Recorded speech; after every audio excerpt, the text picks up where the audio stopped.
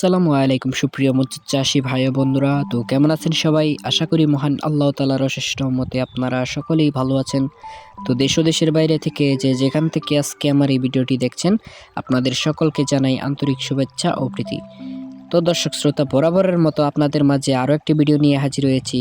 এখন যে স্ক্রিনের উপরে মাছগুলো দেখতে পাচ্ছেন, এগুলো হচ্ছে অরিজিনাল ভিয়েতনামি কই মাছের পোনা। তো যারা ভাবছেন এই মাছগুলো চাষ করবেন, তারা চাইলে আমাদের কাছ থেকে নিয়ে এই মাছগুলো চাষ করতে পারেন। আমাদের কাছে বিভিন্ন সাইজের বিভিন্ন প্রকার মাছ রয়েছে।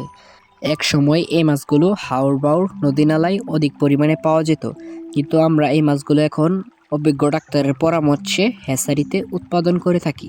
এই মাছগুলো আপনি চাইলে মিশ্রভাবে কিংবা এককভাবেও চাষ করতে পারবেন। আমার মতে এই মাছগুলো মিশ্রভাবে চাষ করাটাই ভালো হবে। যেমন ধরেন, এই মাছের সাথে আপনি তেলাপিয়া এছাড়া অন্য মাছও চাষ করতে পারবেন। এতে আপনি দ্বিগুণ লাভবান হতে পারবেন। এই মাছগুলো আপনি প্রতি শতাংশে 800 থেকে 1000 পিস মাছ ছাড়তে পারবেন। আপনি জেনে খুশি হবেন যে এই মাছগুলো ফিড খাবার এবং কি এরকম গুটি খাবারও খেয়ে থাকে।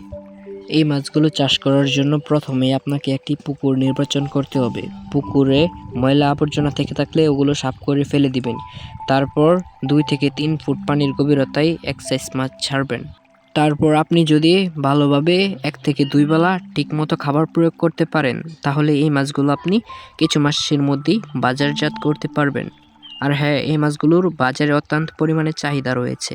আপনারা হয়তো ভাবতে পারেন এই মাছগুলো আমরা কিভাবে ডেলিভারি করে থাকি। তো এখন যে স্ক্রিনের উপরে দেখতে পাচ্ছেন ব্যাগগুলো, এগুলোর মাধ্যমে আমরা বাংলাদেশের 64 জেলায় হোম ডেলিভারি করে থাকি, যদি আপনি অল্প পরিমাণে মাছ নিয়ে থাকেন।